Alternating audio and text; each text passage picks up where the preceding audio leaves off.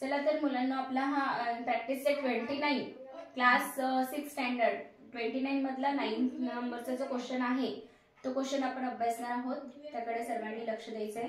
Okay.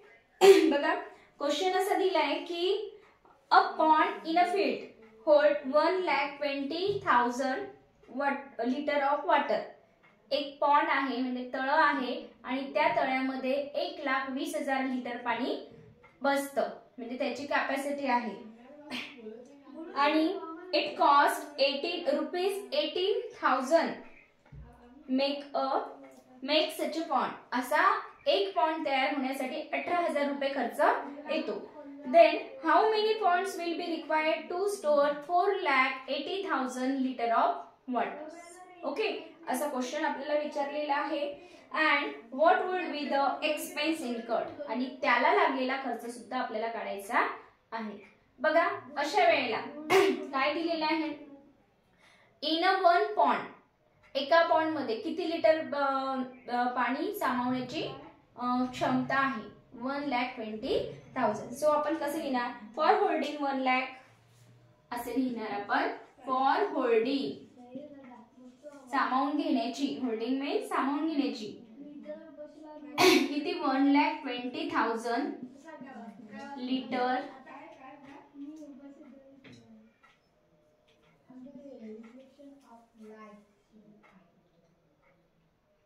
of water, liters of water.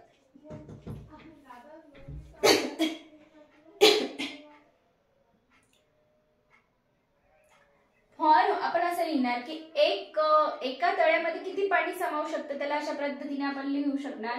For holding 1,20,000 litres of water required 1 pond. एक तळ लागतं. तर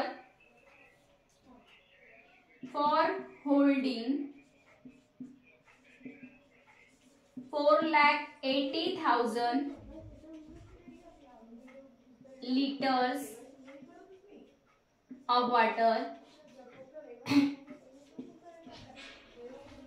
required किती लागतील बघा.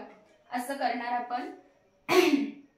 1,20,000 वॉटर साठी जर 1 पॉन्ड लागतो तर 4,80,000 साठी किती पॉन्ड लागतील, सपोज x पॉन्ड लागतील असं आपण गृहीत धरायचं. बघा जर पॉन्डची संख्या वाढली तर वॉटर होल्ड करण्याची क्षमता सुद्धा वाढते. त्याच्यामुळे हे जे प्रपोर्शन आहे ते डायरेक्ट प्रपोर्शन आहे. म्हणून आपण अशा पद्धतीने लिहिलं की 1,20,000 1 पॉन्ड मध्ये होल्ड होते तर 4,80,000 x पॉन्ड मध्ये होल्ड होईल. या ठिकाणी x ची व्हॅल्यू काढण्यासाठी आपल्याला करावं लागतं क्रॉस मल्टिप्लिकेशन. तर बघा क्रॉस मल्टिप्लिकेशन करताना 1 into 4,80,000 आपण x ची व्हॅल्यू काढायची आहे, त्याच्यामुळे काय करणार आपण x या साइडला करणार. दिसतंय का व्यवस्थित, नाहीतर इथे लिहिते. x is equal to x सोबत कोण आहे 1,20,000 आणि दुसऱ्या साइडला 1 into 4,80,000. सो x ची व्हॅल्यू काढताना x च्या सोबत जो मल्टिप्लिकेशनला असतो तो दुसऱ्या साइडला काय होतो, डिव्हिजनला जातो. 4,80,000 into 1 4,80,000 अपॉन 1,20,000. ओके, किती झिरो कट होतील, 4 झिरो काय होतील, कट होतील डिव्हिजन मध्ये असल्यामुळे. मग राहिलं काय 12 1 जार 12 and 12 4 जार 48. करेक्ट.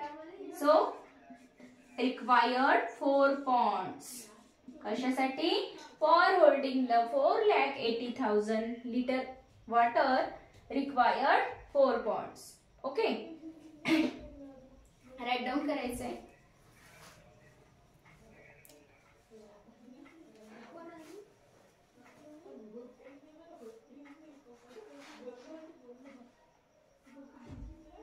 त्यानंतर आपल्याला याची कॉस्ट काढायची आहे. बघा कॉस्ट काढताना फॉर मेक 1 पॉन्ड तयार करण्यासाठी किती रुपये लागतात, 1,18,000 rupees required. So for such a 4 ponds, 1 pond साठी जर 80,000 तर 4 ponds साठी, so for 4 ponds 18,000 into 4 करायचं. so 30 as it is राहतील आणि 18 4 जा किती होणार ते आपलं आन्सर बघा. 18 4 जा 18 2 जा 36, 18 3 जा 54 आणि 18 4 जा 72 रुपीज. याला आपण अशा पद्धतीने लिहिणार. रुपीज आर रिक्वायर्ड असे लिहिणार. अशा पद्धतीने हा 9th नंबरचा क्वेश्चन आपला झालेला आहे. व्यवस्थितपणे परत याची प्रॅक्टिस करायची आहे. न पाहता सुद्धा तो करून बघायचा आहे स्टेप बाय स्टेप, आणि म्हणजेच तुम्हाला येईल व्यवस्थित. ठीक आहे. थँक्यू.